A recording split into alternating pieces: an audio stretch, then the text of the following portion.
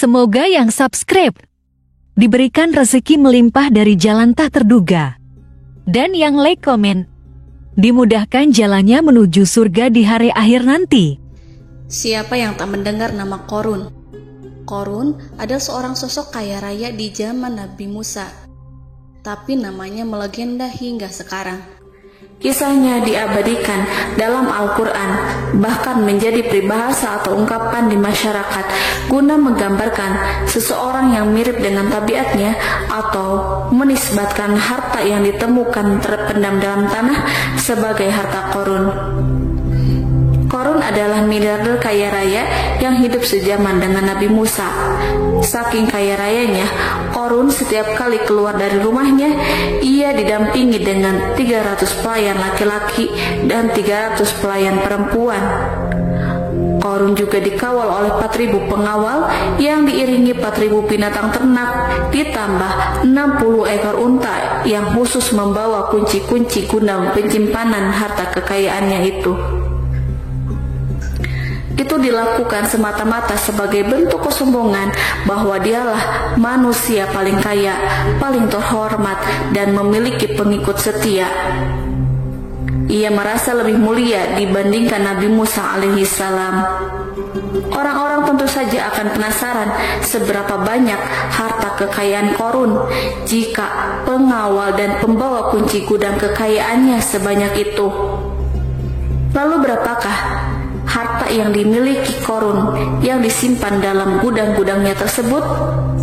Sebelum saya melanjutkan, dimohon untuk menonton video ini sampai selesai supaya tidak ada kesalahpahaman dalam memahami isi cerita, serta mohon bantu channel ini semakin berkembang dengan cara tekan subscribe dan silahkan tinggalkan like serta komen positifnya.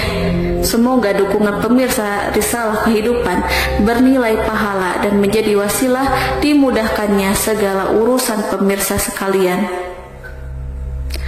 Pemirsa Risalah Kehidupan, di zaman sekarang banyak orang yang mengistilahkan rezeki yang tak terduga dengan istilah harta Qorun. Lalu dari manakah sumber harta kekayaan Qorun yang sangat luar biasa itu? Serta di manakah Qorun dan hartanya ditenggelamkan? Siapakah Qorun dan bagaimana kisahnya dengan Nabi Musa? Qorun merupakan kaum Nabi Musa alaihissalam. Disebutkan oleh Ibnu Jurayj, nama lengkap Qorun adalah Qorun ibnu Yashar, ibnu Qahis, ibnu Lawi, ibnu Yakub. Ia merupakan putra paman atau sepupu Nabi Musa alaihissalam. Asalnya, Nabi Musa alaihissalam sendiri adalah putra Imran, sedangkan Imran adalah putra Qahis. Dengan kata lain, Qorun masih satu kakek dengan Nabi Musa alaihissalam, yakni kakek Qahis. Ia adalah umat Nabi Musa yang taat. Tidak hanya memiliki banyak harta, Qorun juga termasuk orang yang cerdas dan berilmu.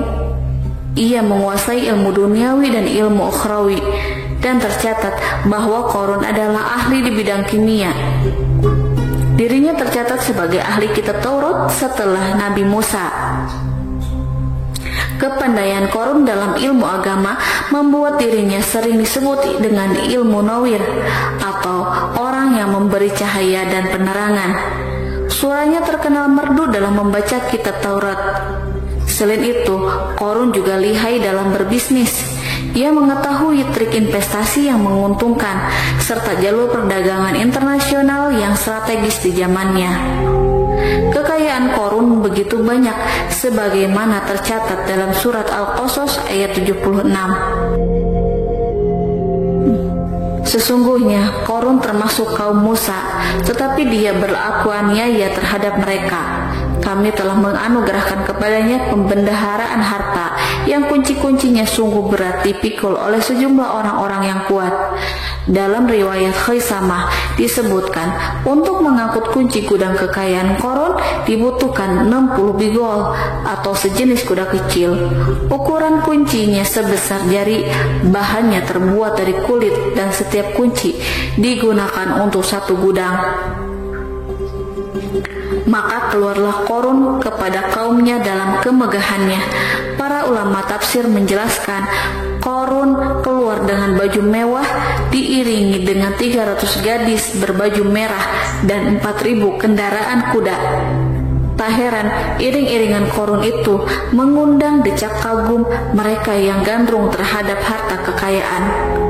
Sebagaimana yang terekam dalam Al-Quran, moga-moga kiranya kita mempunyai seperti apa yang telah diberikan kepada Korun. Sesungguhnya ia benar-benar mempunyai keberuntungan yang besar. Quran Surat Al-Qasas ayat 79.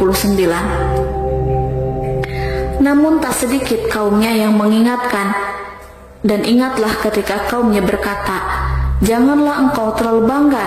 Sesungguhnya Allah tidak menyukai orang-orang yang terlalu membanggakan diri atau disebut farihin. Sebagian ulama menafsirkan istilah farihin di sana juga berarti takabur atau zalim, berbuat kerusakan, arogan, dan tidak mau bersyukur terhadap nikmat. Korun dikisahkan memiliki ribuan gudang yang berisikan emas dan perak. Bila keluar rumah, Korun selalu berpakaian mewah dan dikawal oleh 600 pelayan. Ia diiringi 4.000 ekor kuda dan 60 ekor unta yang membawa kunci-kunci gudang kekayaannya. Namun sayang seribu sayang, Korun kemudian membangkang pada Nabi Musa dan menjadi pengikut setia Fir'aun. Mengenai dari mana asal-usul kekayaan Korun, ada beberapa riwayat yang memberitakan tentang asal-usul kekayaan Korun tersebut. Sumber pertama menyebutkan bahwa jauh sebelum memiliki kekayaan, Korun hanyalah seorang lelaki miskin yang tidak mampu menafkahi keluarganya sendiri. Anaknya sangat banyak. Lalu suatu hari ketika Korun datang kepada Nabi Musa, ia meminta Nabi Musa alaihissalam untuk mendoakannya agar Allah memberikan harta benda yang banyak. Korun juga meminta Nabi Musa mengajarinya ilmu kimia dan ilmu-ilmu kehidupan lainnya. Korun dikenal sebagai orang yang soleh dan mengikuti ajaran Ibrahim dengan baik, sehingga tanpa pikir panjang Nabi Musa alaihissalam menyetujui permintaannya. Allah Subhanahu wa ta'ala mengabulkan doa Nabi Musa. Korun diberikan kecerdasan luar biasa dan menguasai ilmu yang telah diajarkan kepadanya. Korun menguasai teori dan praktik pembuatan emas permata dan beragam perhiasan mewah lainnya. Ia juga pakar dalam ilmu arsitektur rancangan bangunan, penataan kota, dan lain sebagainya. Tidak lama setelah itu, hidupnya berubah. Korun pun hidup dengan bergelimbang harta. Ribuan gudang yang dimilikinya penuh dengan emas dan perak. Namun sayangnya, keberuntungan yang didapatkannya membuatnya gelap mata. Korun mulai hidup dengan penuh pamer, keangkuhan, dan penuh kesombongan. Kekayaan yang telah diberikan oleh Allah Subhanahu wa ta'ala membuatnya lupa dengan Sang Maha Pemberi. Korun merasa lebih terhormat dan mulia dibandingkan Nabi Musa. Ia pun akhirnya membelot dan durhaka pada Nabi Musa. Ia mengingkari janji-janjinya dahulu dan beralih menjadi pengikut Fir'aun yang setia. Loyalitas Korun terhadap Fir'aun membuatnya diangkat menjadi kepala mandor yang membawahi ribuan pekerja. Dikisahkan bahwa Korun bersikap semena-mena terhadap para pekerja. Ia tega memotong upah mereka. Ia melakukan korupsi demi membangun istana dan kemegahannya sendiri, dan untuk membangun gudang-gudang penyimpanan harta yang telah ia kumpulkan jauh-jauh hari. Ketika datang perintah zakat, Nabi Musa alaihissalam pergi menemui Korun dan memerintahkannya mengeluarkan zakat sebesar 1 dinar dari setiap 1000 dinar, 1 dirham dari setiap 1000 dirham, 1 kambing dari setiap 1000 kambing, dan seterusnya. Setelah Korun menghitung seluruh hartanya, ternyata jumlah zakatnya sangat besar. Kekikirannya pun mulai menghalangi hatinya untuk mengeluarkan zakat. Qarun enggan membayar zakat ketika Nabi Musa alaihissalam menagih zakat yang diperintahkan oleh Allah untuk ditunaikannya. Ketika Qarun diminta zakat, ia langsung marah dan tidak memberikan sedikit pun kekayaannya. Dia berpikir bahwa harta kekayaan yang dimilikinya didapat dari hasil kerja dan usahanya sendiri, dan tidak ada kaitannya dengan siapapun, termasuk Allah Subhanahu wa Ta'ala. Janji Qarun untuk lebih taat beribadah dan membantu sesama jika diberi kekayaan oleh Allah dilupakannya. Dia mempergunakan kekayaannya tersebut dalam kesesatan, kezaliman, dan permusuhan, sehingga membuatnya menjadi sombong dan terlena. Orang-orang beriman pada masa itu sering menasehati Qarun untuk bersyukur atas nikmat yang Allah berikan kepadanya, tetapi dia tidak mengindahkan nasihat tersebut. Dari sikapnya tersebut sudah jelas bahwa Qarun tidak membutuhkan nasihat kebenaran, bahkan merasa tidak takut dengan ancaman Allah, sebab Qarun merasa sudah memiliki segalanya. Qarun merasa dirinya hebat dan pintar serta punya banyak pengikut setia, punya banyak pengawal dan merasa aman karena dekat dengan Raja Fir'aun. Qarun berkata, "Sesungguhnya aku mendapatkan harta ini karena ilmu yang ada padaku." Qarun sangat sombong. Ia merasa hartanya didapatkannya sendiri tanpa campur tangan dan kehendak Zat yang Maha Kaya, yakni Allah Subhanahu wa Ta'ala. Apakah Qarun lupa ataukah ia tidak tahu bahwa Allah telah membinasakan orang-orang sombong sebelumnya, yang bahkan lebih kuat darinya, yang lebih kaya darinya, yang lebih banyak pengawalannya, lebih kokoh dan tak terkalahkan dibanding dirinya? Karena terdorong sifat kikir dan angkuh, maka Qarun membuat rencana untuk melakukan tipu daya agar dia terlepas dari kewajiban membayar zakat. Dia ingin menjatuhkan nama baik dan citra baik Nabi Musa alaihissalam.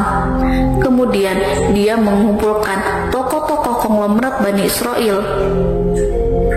Ia berkata kepada mereka, "Wahai saudara-saudaraku, terhadap apa yang diperintahkan Musa untuk membayar zakat, apakah kalian akan mematuhinya?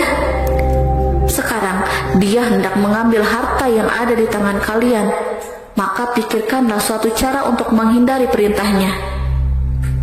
Para pembesar-pembesar yang dipanggil kemudian menjawab, "Wahai paduka Qarun, engkau lebih besar daripada kami. Kami akan melakukan apapun yang kau inginkan." Qarun pun berkata, "Datangkanlah kepadaku wanita cantik. Aku akan memberinya hadiah besar jika ia berhasil menggoda dan memfitnah Nabi Musa." Ketika wanita cantik yang diinginkan datang, Qarun memberikan kepadanya uang muka sebagai jaminan. Ia akan membayarkan seluruh yang dijanjikan ketika berhasil menjalankan misinya. Bukan hanya itu, Qarun pun berjanji akan menjadikan wanita ini sebagai istrinya. Dan keesokan harinya, Qarun mengumpulkan Bani Israel. Setelah itu, Qarun menghadap kepada Nabi Musa seraya berkata, "Orang-orang menanti kedatangan Anda, sampaikanlah saran dan nasihat kepada mereka." Nabi Musa kemudian keluar dari rumahnya. Ia mulai menyampaikan nasihat pada umatnya. Di antara nasihatnya, beliau berkata, "Barang siapa yang mencuri, aku akan memotong tangannya. Barang siapa yang memfitnah, aku akan mencambuknya sebanyak 70 kali. Barang siapa yang tidak mempunyai istri dan dia berbuat zina, maka aku akan mencambuknya sebanyak 70 kali. Adapun barang siapa yang memiliki istri dan dia berbuat zina, aku akan rajam dia sampai mati." Qarun kemudian berkata, "Apakah ini juga berlaku untuk Anda jika Anda sendiri yang berbuat zina? Apakah Anda akan menerima hukumannya?" Kemudian Nabi Musa menjawab, "Ya, meskipun saya sendiri yang melakukannya." Maka kemudian Qarun memanggil wanita yang telah dibayarnya. Wanita itu berdiri di depan Nabi Musa dan Bani Israel yang telah berkumpul. Dia mengaku sedang hamil karena telah berhubungan badan dengan Nabi Musa. Maka marahlah Nabi Musa atas fitnah kejam yang diarahkan kepadanya. Kemudian Nabi Musa melakukan sholat 2 rakaat, lalu mendatangi wanita itu dan menyumpahnya agar mengatakan siapa yang menyuruhnya. Wanita itu menjadi ketakutan, ia gemetar di depan Nabi Musa, dan dia mengaku bahwa yang menyuruhnya adalah Qarun. Lalu wanita itu bertaubat dan meminta maaf kepada Nabi Musa. Seketika Nabi Musa bersujud seraya berdoa kepada Allah untuk menimpakan azab kepada Qarun. Allah memberi wahyu kepada Nabi Musa bahwa bumi telah dijadikan tunduk kepada perintah Nabi Musa. Kemudian Nabi Musa berkata kepada bumi, "Wahai bumi, telanlah Qarun beserta kekayaannya, habiskanlah semua."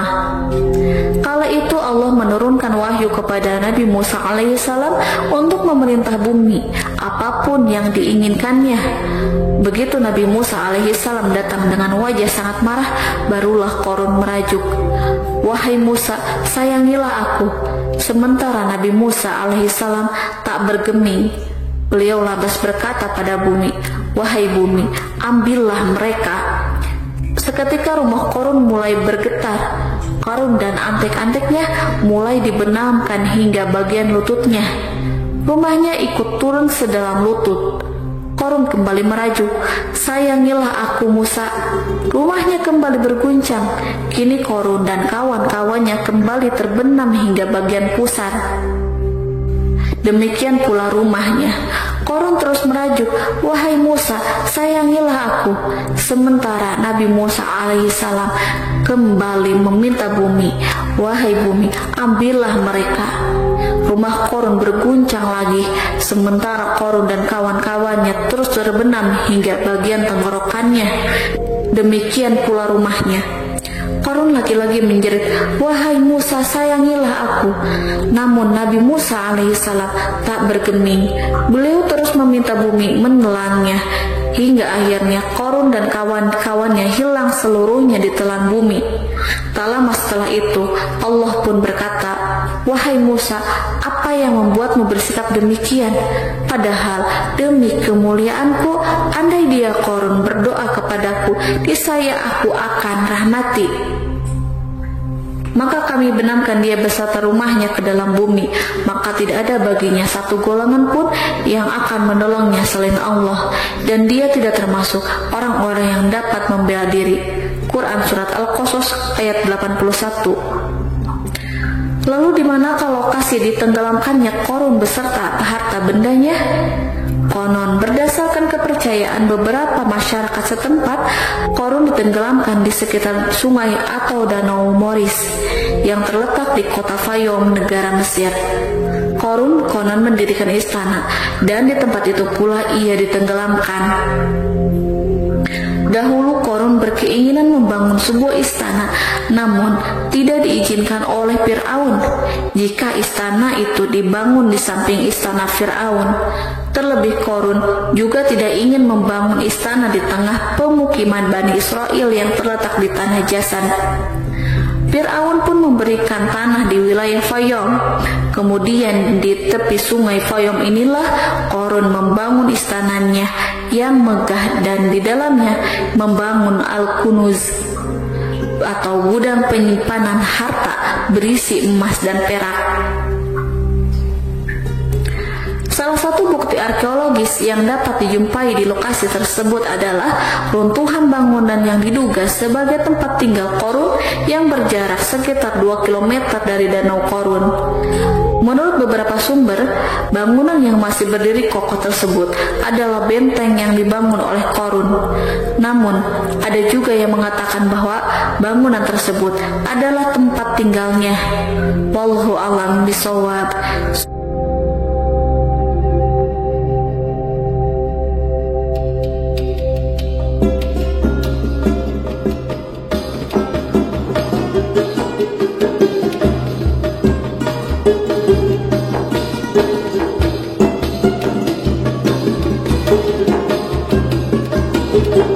Thank you.